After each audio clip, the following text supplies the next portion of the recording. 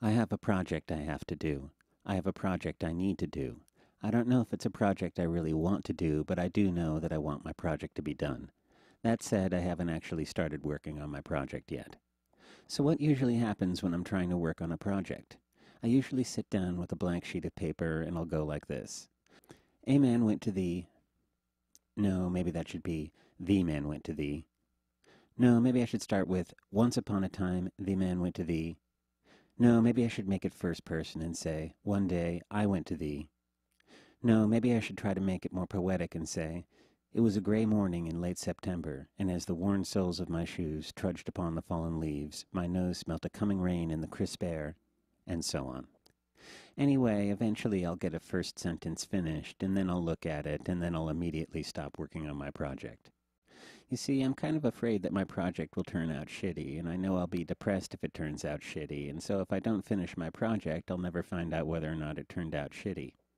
I'm also weirdly afraid that it will turn out great, because if a lot of people see my project that turned out great, it will be a lot harder to work on the next project, because I'm sure I'll hear a million voices in my head saying, this project isn't as good as your last project. It's depressing to not be able to get started on your project. It's also depressing to wish you were out enjoying yourself instead of working on your project.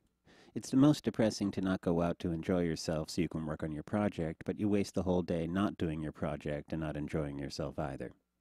My computer is theoretically supposed to help me do my projects, but I'm somehow envious of past generations because their typewriters didn't have the ability to check email, go on eBay, or watch endless clips of Whose Line Is It Anyway when they were trying to work on their projects. Intellectually, I know that currently on Earth there are about 6.8 billion people living on 57 million square miles of land, but this somehow becomes one person in a 216 square foot bedroom whenever I try to work on a project.